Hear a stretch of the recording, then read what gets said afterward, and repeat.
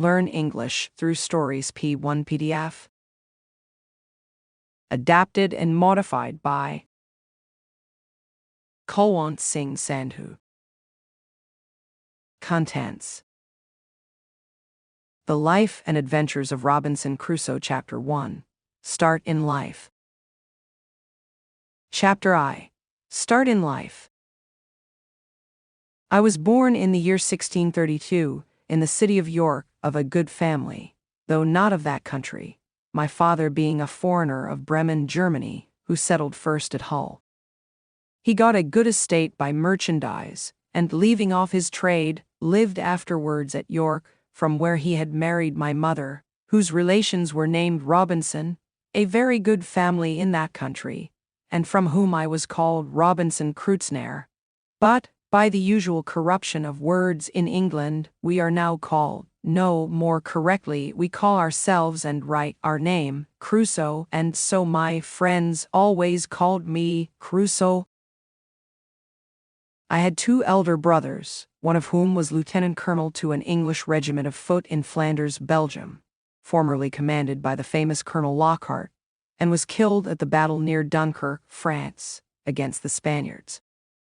What happened to my second brother, I never knew any more than what my father or mother knew. Being the third son of the family, and not trained to any trade, my head began to be filled very early with rambling thoughts.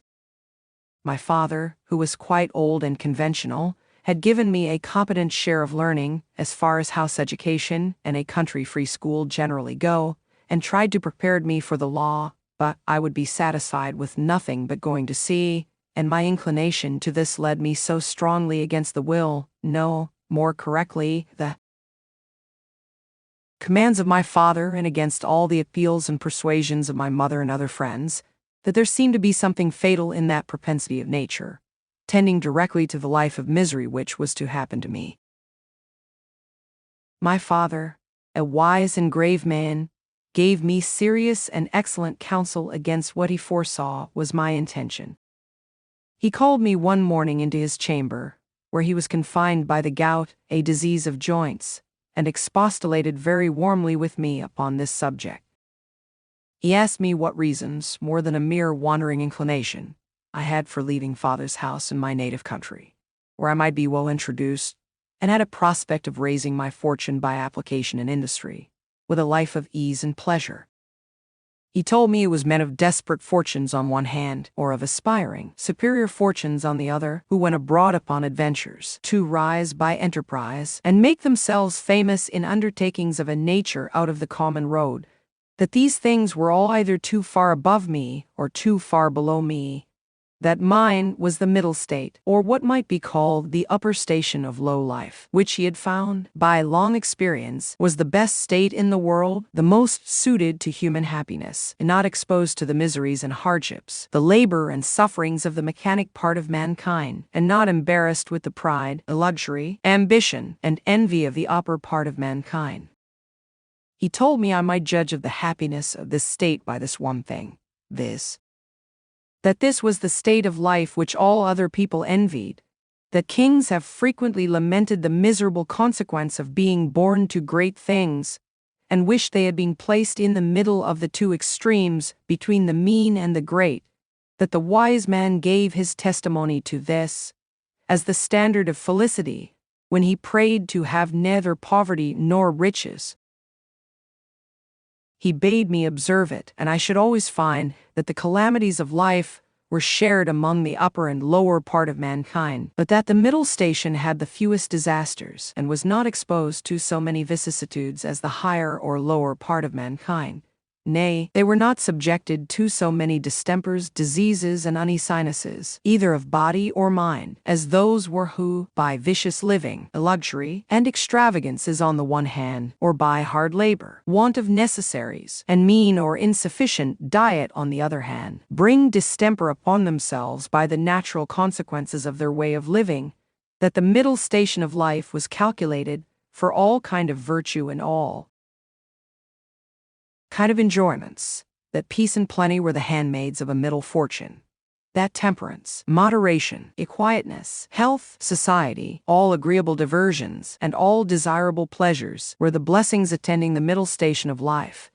that this way man went silently and smoothly through the world and comfortably out of it, not embarrassed with the labors of the hands or of the head, not sold to a life of slavery for daily bread, nor harassed with perplexed circumstances, which robbed the soul of peace and the body of rest, nor enraged with the passion of envy or the secret burning lust of ambition for great things, but, in easy circumstances, sliding gently through the world and sensibly tasting the sweets of living, without the bitter, feeling that they are happy, and learning by every day's experience to know it more sensibly.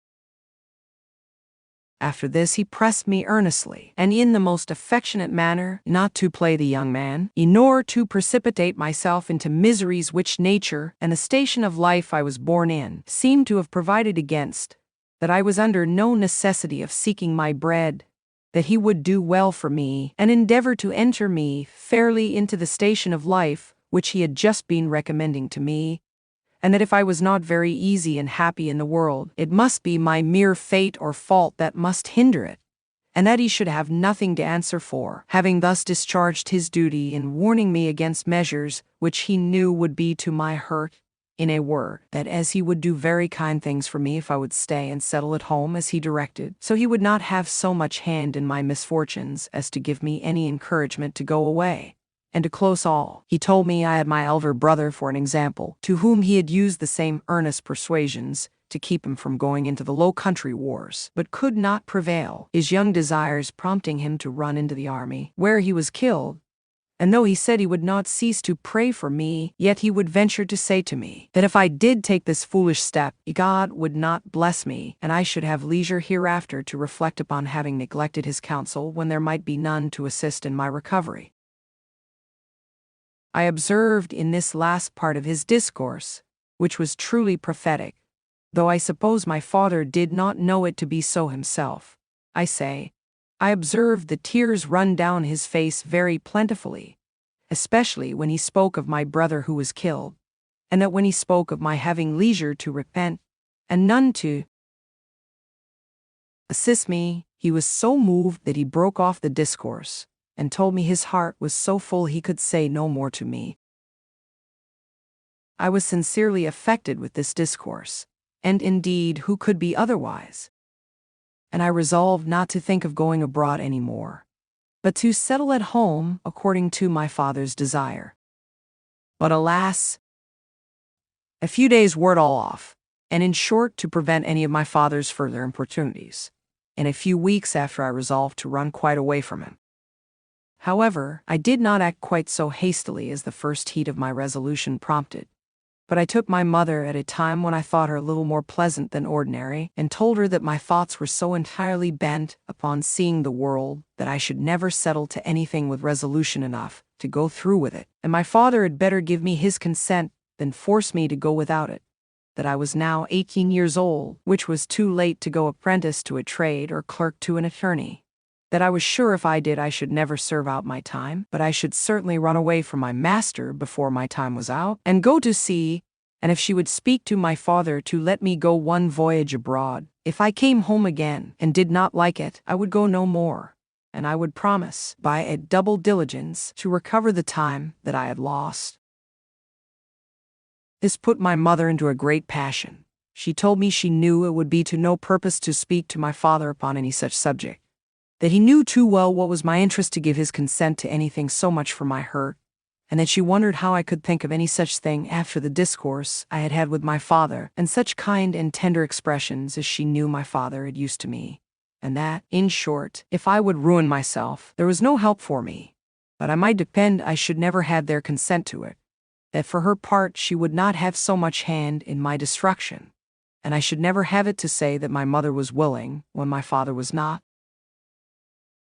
Though my mother refused to move it to my father, yet I heard afterwards that she reported all the discourse to him, and that my father, after showing a great concern at it, said to her, with a sigh, that boy might be happy if he would stay at home, but if he goes abroad, he will be the most miserable wretch that ever was born. I can give no consent to it. It was not till almost a year after this that I broke loose, though. In the meantime, I continued obstinately deaf to all proposals of settling to business, and frequently expostulated with my father and mother about their being so positively determined against what they knew my inclinations prompted me to. But being one day at Hull, where I went casually, and without any purpose of making an elopement at that time, but, I say, being there, and one of my companions being about to sail to London in his father's ship, and prompting me to go with them, with the common allurement of seafaring men, that it should cost me nothing for my passage, I consulted neither father nor mother any more, nor so much as sent them word of it, but leaving them to hear of it as they might, without asking God's blessing or my father's, without any consideration of circumstances or consequences, and in an ill hour, God knows. On the 1st of September 1651, I went on board a ship bound for London.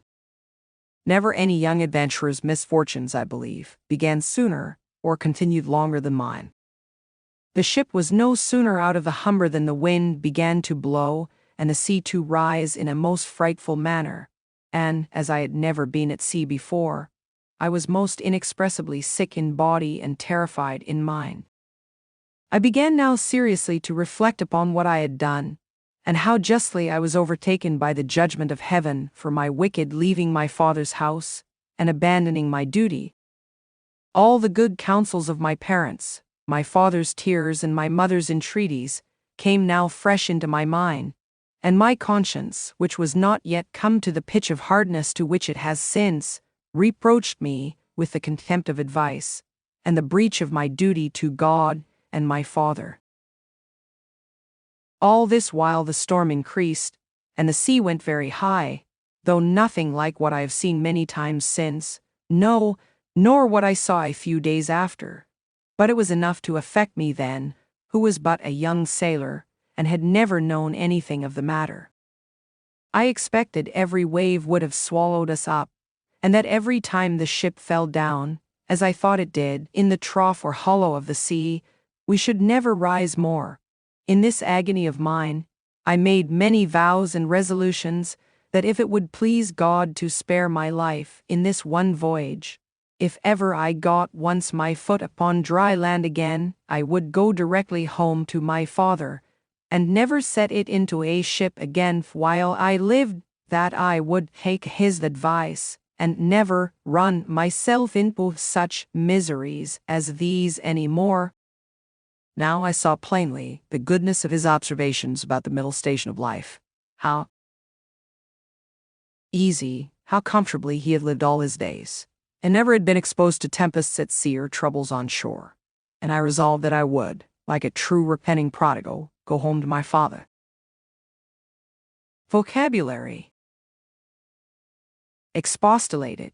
If you expostulate, you express strong disagreement with someone. Vicissitudes, ups and downs. Losing your job is just one of the vicissitudes of life. Distemper, a disease. Importunities, a repeated request, made in a forceful and annoying way.